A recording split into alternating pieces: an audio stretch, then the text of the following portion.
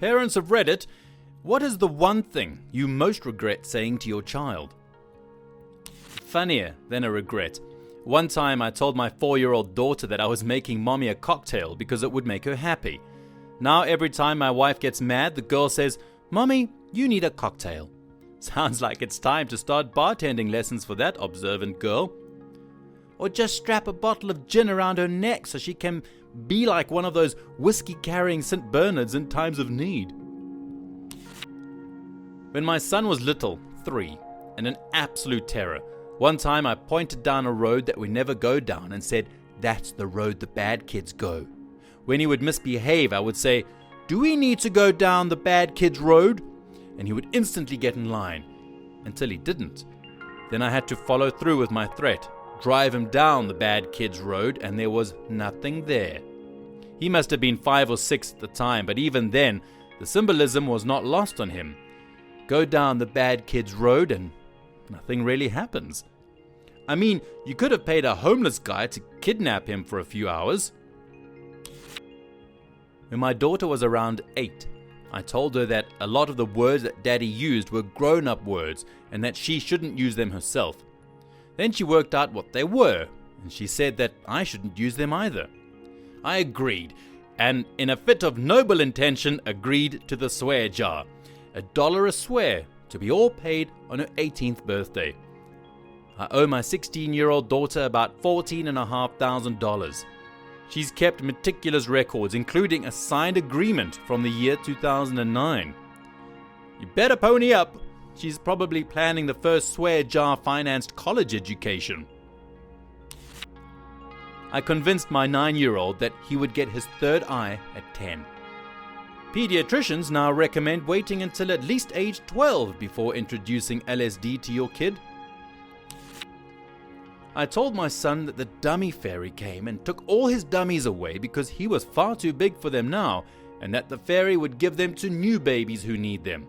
He was terrified that the fairy would take all of his stuff and give it away.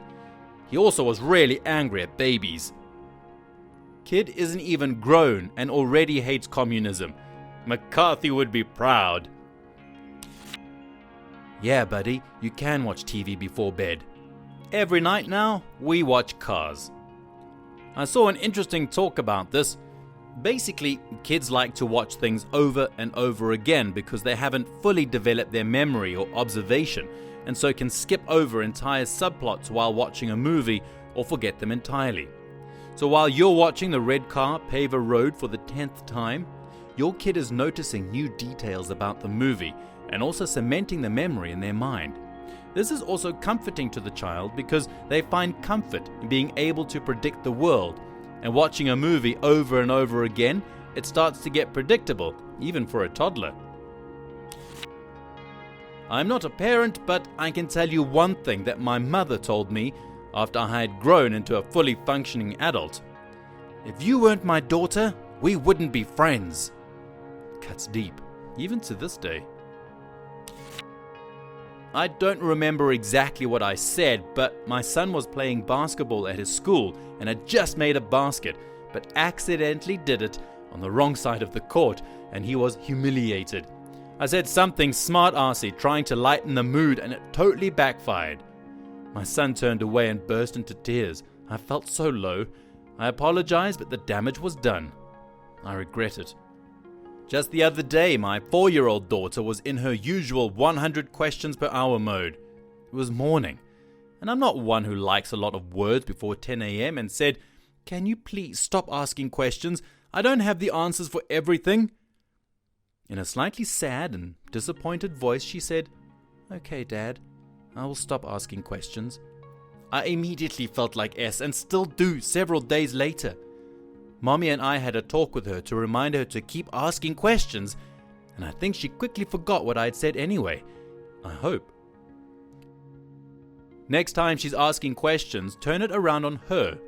Why do you think the sky is blue? Where do you think babies come from? Why do you think Daddy drinks?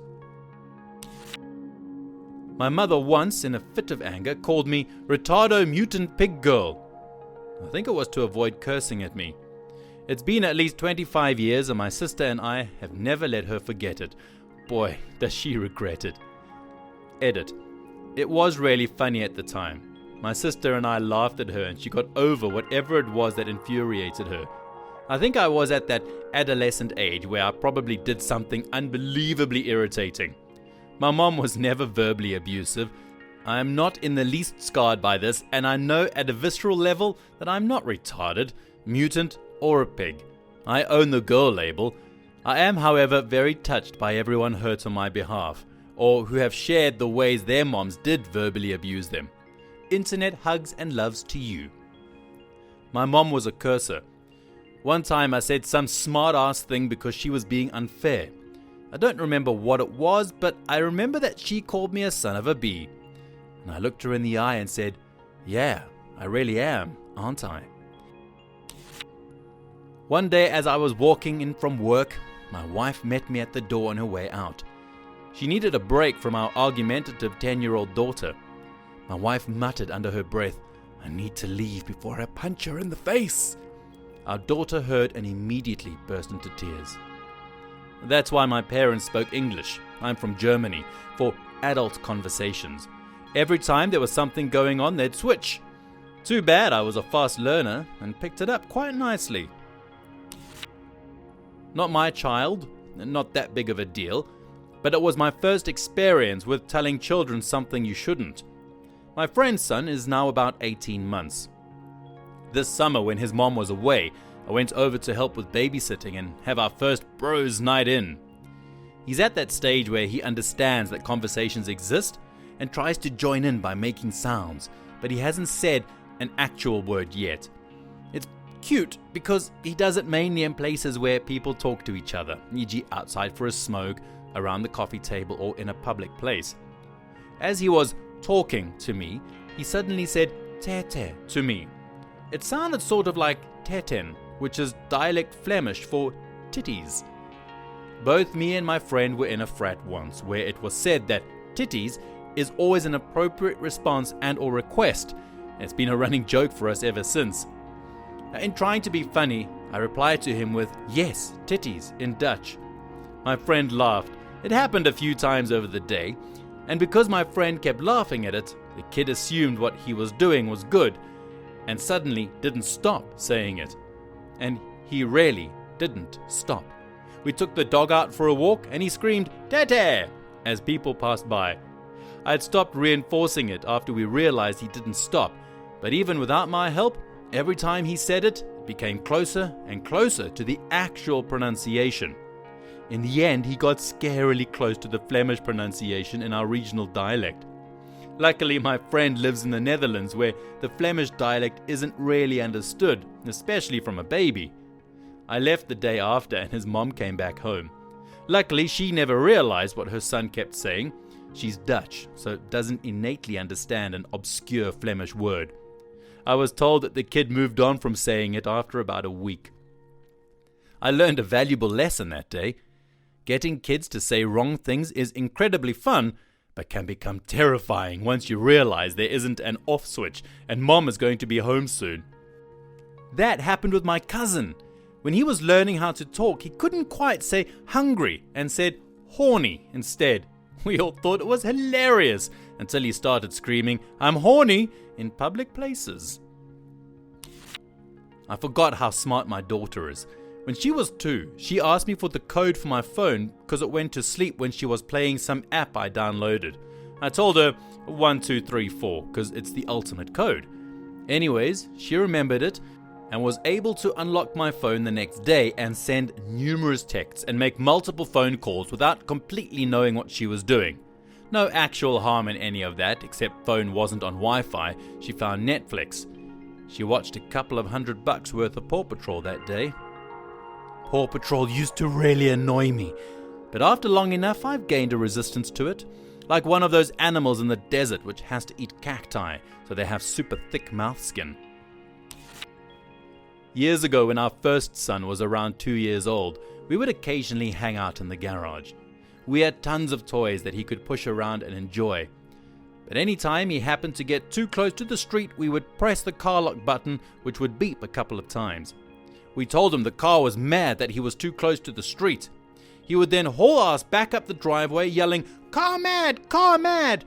I expect to pay psychiatrist bills due to this. Yes, I do.